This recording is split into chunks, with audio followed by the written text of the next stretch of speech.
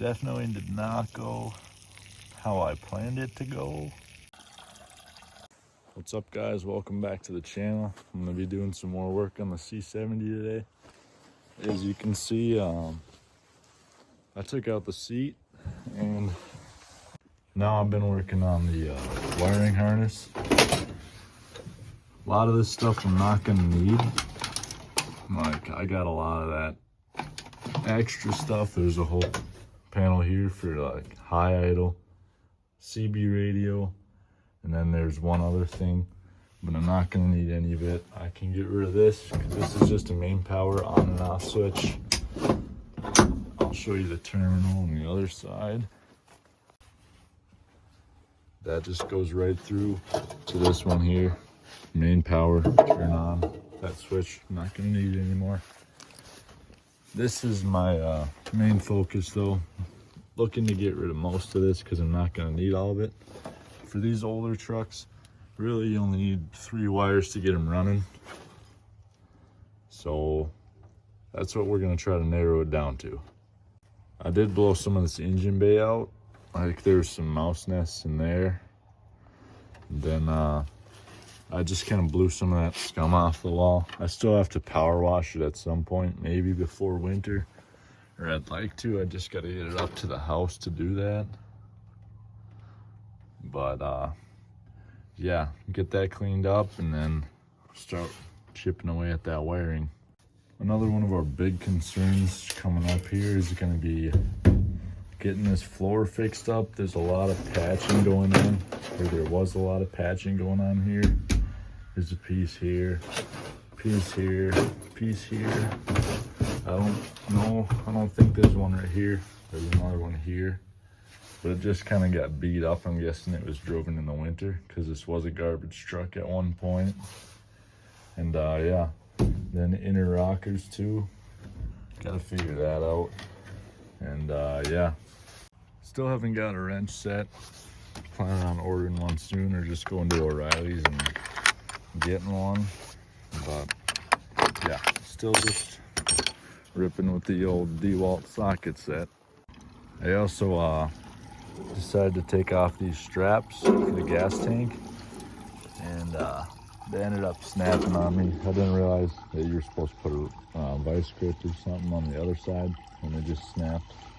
Not a big worry because I was planning on getting a different gas tank anyway. But yeah, I snapped one of this side. I did first, and I snapped it, and it turns out it was rusted to it, and it ended up making a hole in there because it was so rusty. You can see a piece there. It's kind of part of that. And this side just snapped in general. Didn't make a hole, which I'm glad. But this gas in here, definitely not the best gas you've seen. So I'm kind of glad we got that out of there. But now I got to get a gas tank. So there's ups and downs. This here is the box that was right there that I was telling you about. It says lighter, hop light, or hop LG, hop period LGT, CB radio, and throttle. And we're not going to need any of that, so we're just getting rid of all that. Alright, so I'm not sure how much gas was in this tank, but we filled up the 5-gallon bucket, and then almost have that oil jug filled, so I'll have to go get another one. Not sure what I'm going to do with it. Just didn't want to drain it into the ground. But yeah, let's see how big this tank is.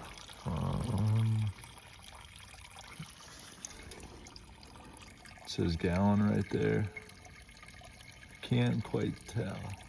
Month, year, cap, gallon. 50 maybe, 23. If it's month, year, cap, gallon. I'm not sure. We'll go with 23 gallons, but don't quote me on that. I have zero clue. But look how bad this gas is.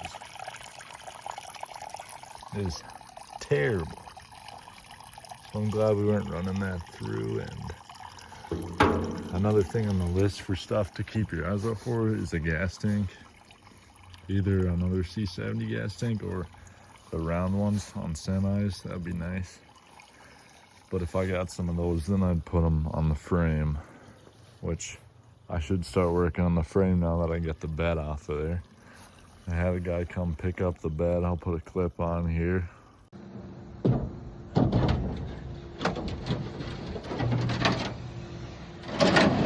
And yeah, he came and picked that up. So we're on a flat slate. We'll call it a blank slate. Just like bones right now. So and that's what I wanted. If you look at it, it's a pretty long rig. So I really don't know what I'm gonna do with all the length, but we're gonna figure it out. My plan is to also take a couple leaf springs out, because I mean, that's a solid stack of what, dozen leaf springs, something like that. And we do not need that many leaf springs. Also, look how large this diff is.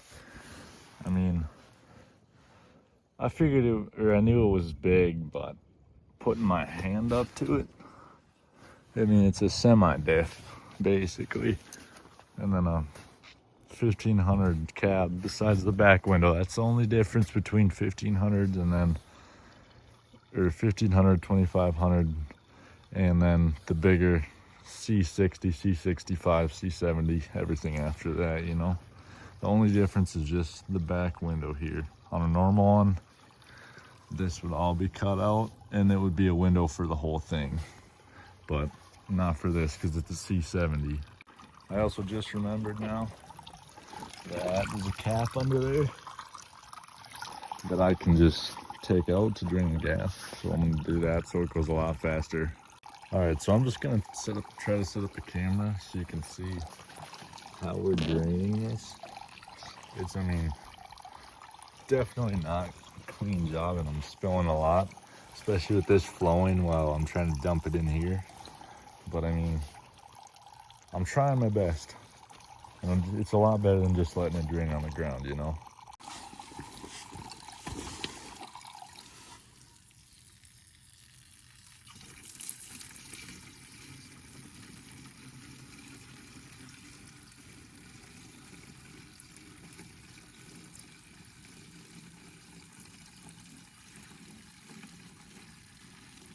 We're almost full.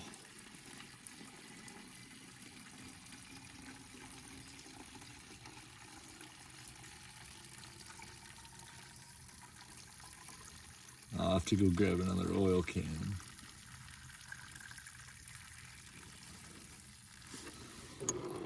And get that filling back up. Alright, so found a lid for this one, but unfortunately I did not find another jug or anything to put that in. Up in the house there's some, but I don't want to go up in there. So we're just gonna let that fill up, and then I guess the rest will accidentally come out onto the ground. I'm just gonna act like I'm not seeing this leaking into the ground. What more can I do? My stuff's full. Just gotta let it leak now. So I'm about to drain the tank here. And my biggest size here is a 5/16. And I put it in there and it was much too little. So we're just gonna have to keep draining it like that. I'll show you here.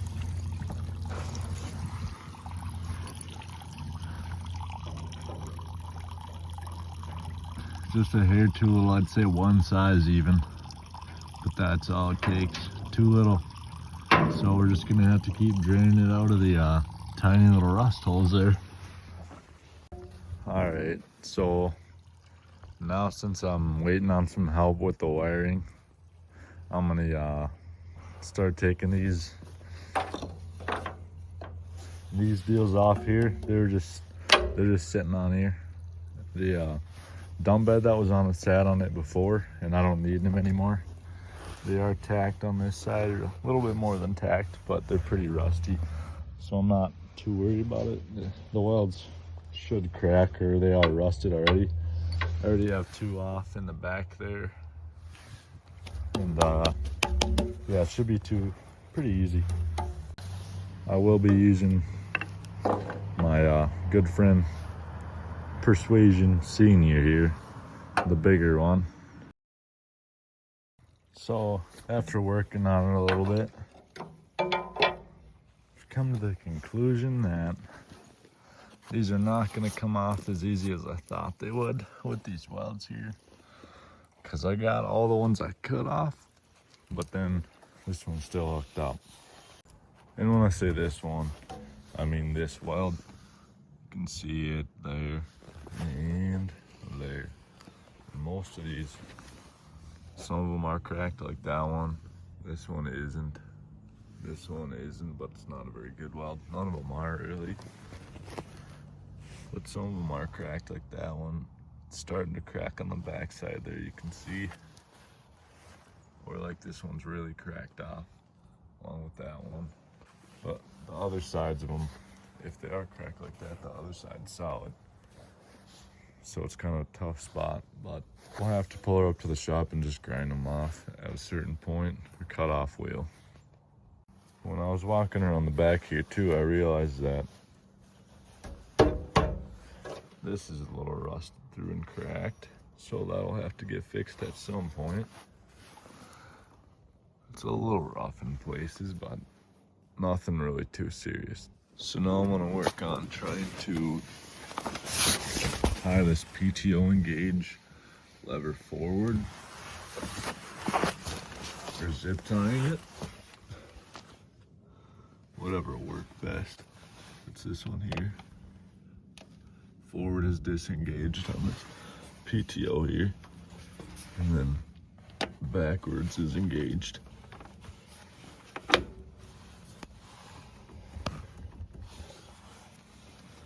So we gotta tie it forward so it's not engaged. And I'm not quite sure what I'm gonna do there yet, but I'll let you know. Okay, so I think I'm gonna either get a zip tie or steel cable, run it forward from here, then around this cross member, back around there. Can't quite get my hand around there, but around there, and then to that. It should hold it forward, and if it melts, which there's no reason it should be melting right there, but if it does, then we'll for sure have to use steel cable. So as you can see here, I got this all tied up pretty tight. Can't move much, and we are disengaged. So now I can cross off, tying back the PTO engagement lever. And also, I didn't do this on camera, but I put the fuel pump block off plate on there, which I'll show you here, but we got those done. I'm also gonna work on taking the take off high idle thing. So we're gonna take that off. No, I don't know what it's actually called, but that's what we're gonna call it. Okay, yeah. So I took the fuel pump off since we're gonna do an electric one, and we won't be needing this anymore. Along with this gas tank that has the hole in it. Well, definitely did not go how I planned it to go. That it took off now. I'll show you a picture here, a little bit of that block off plate here.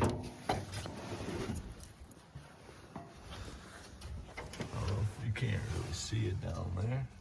There you can get a little glimpse of it. It's chrome. Down here is where you really can see it best. But yeah, I put that on there last night, took the old fuel pump off, and yeah, I'm hoping that this fuel pump that was on it will work, but if not, they're not too expensive, so I'll just go get a new one, probably a nicer one. But either way, just need to pump gas. All right, so now I'm gonna take the high idle thing off. With what I'm gonna be doing, I'm not gonna need to have a high idle. So we're gonna go ahead and take that off and then talk to you after that. I believe it's just this bolt there, and then this bolt down there. And then after that, there's some linkage stuff here, maybe back there. I'll have to take that off. Not sure if I'm gonna have to take that off. But there's some linkage stuff down there for sure. you can see it. There you go. That connects to the carb and actually makes it idle high.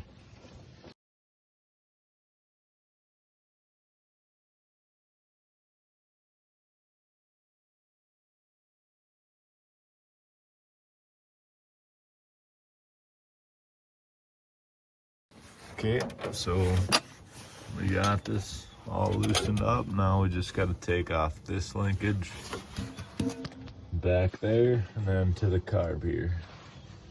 All right, we got this loose. Then now we have this unbolted, but it looks like there's a wire that goes back there into the cab, you know.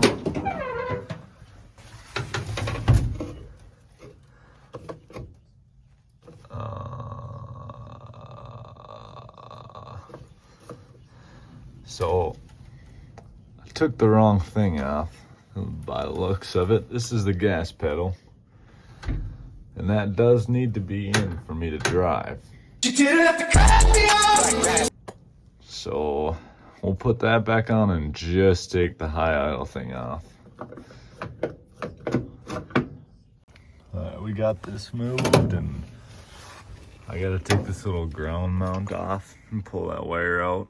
There's a bolt there for it, and this snapped on the bottom when I was trying to get it off. You can see there, it snapped. That piece there. So now this is stuck on here because in the back you can see there's a little square thing that holds it in there, and that doesn't thread or anything, it's just on there. So now I'm gonna cut this here and then slide it down the back. And I have the little baby 12 volt max to do that. So we'll see how this goes here. All right, we got that out. Now I'm gonna hook this back up on here. The throttle, and then put this spring back on there.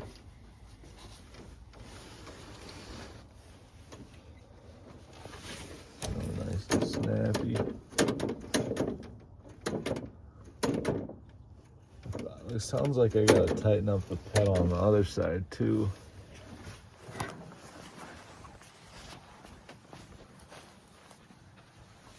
Maybe not. That's just what I was hearing. Yeah, we are nice and snappy now. Great. And there's my rod there. And we'll hit them with the old, never want to see this thing again. When I took that throttle thing off, I broke this clip as well that holds it on there because it was really brittle. So it's just sitting in there now. I don't know, I'll figure out a way to fasten it on there, but if we hit a bump or something, it can just kind of slip out of there. So we're gonna have to find a way to get that to stay. Alright, so now we'll cross off the take off high idle thing, since we took off the high idle thing. Alright, so I decided that I'm gonna clean this up a little bit in here. It's pretty crusty, as you can tell, and I'm gonna make an attempt to clean it up a little bit.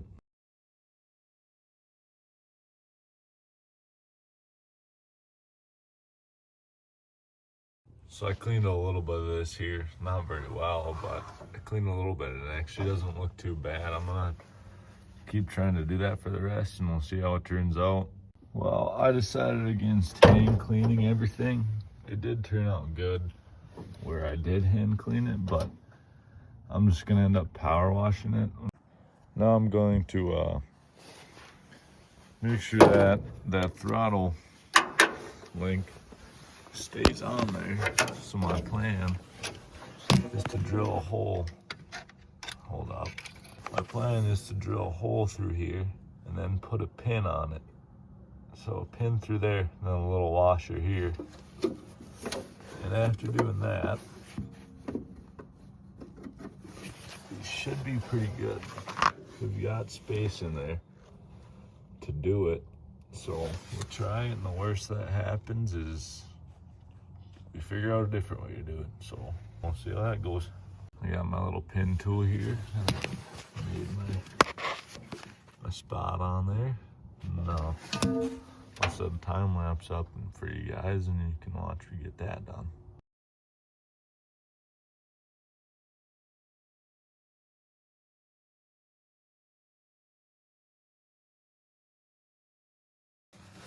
Okay, so we are through. Actually went a lot better than I thought it would go. I don't know why my camera quality is so bad right now, but yeah, it went better than I thought it would. I'll go grab a pin and see if we can get that to work on there. Seems to be pretty good, so yeah. Alright, so I took the air cleaner off and took the spring off, and I got that pin on there. You can see there. It's on there, and it all moves freely and easily, so I'd say that's a success. It's not going anywhere. Also, my dad came home for lunch while I was doing that, and he got me the cooling hoses and then this vacuum hose. So I put those on, and it's just actually starting to clean up a little bit. As soon as I power wash it, I think it'll flip around the look a lot and start out actually looking like a half decent truck engine bay. So that's good.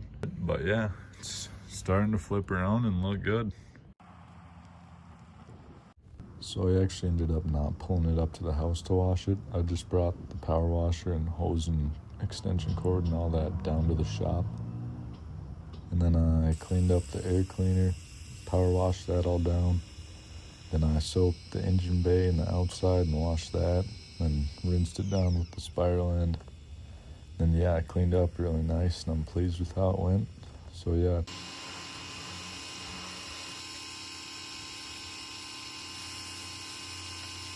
Alright guys, so we got her all washed up.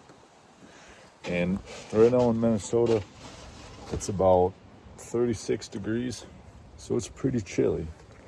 So freezing right now, but yeah, looks a lot better than it did, and now we just have to let it dry, I suppose. We'll come back tomorrow, but yeah, it's looking a lot better. I got some of this bad paint off the hood where it was chipping. There's still a lot of chips, but it looks a little better. Wonder if the cab leaked at all. Really, it didn't. Maybe a little bit up there. Not over here, down there. Check the other side.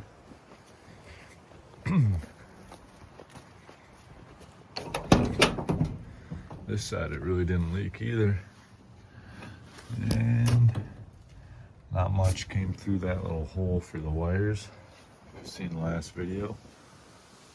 And yeah. Watertight cabin. It hasn't been touched since Lord knows when. Alright guys, we're back after the day I washed the truck, and it's actually looking like it cleaned up half decent.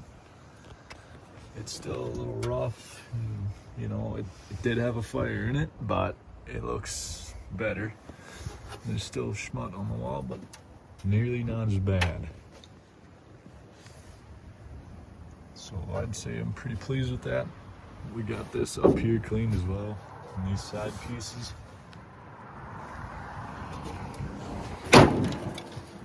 And also got a bunch of loose paint out of it, even though there's still a lot, but I consider it an overall success.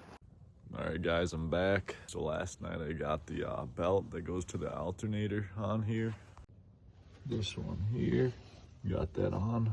So everything's all hooked up now. I just need to go over these wires on the alternator here. Got burnt up. and then maybe the heater wires, and then we should be ready to crank over. So on next week's video, I'll be starting it up hopefully. And yeah, I'm gonna wrap up the video here though. So thank you for watching. Like, subscribe, and we'll see you on the next one.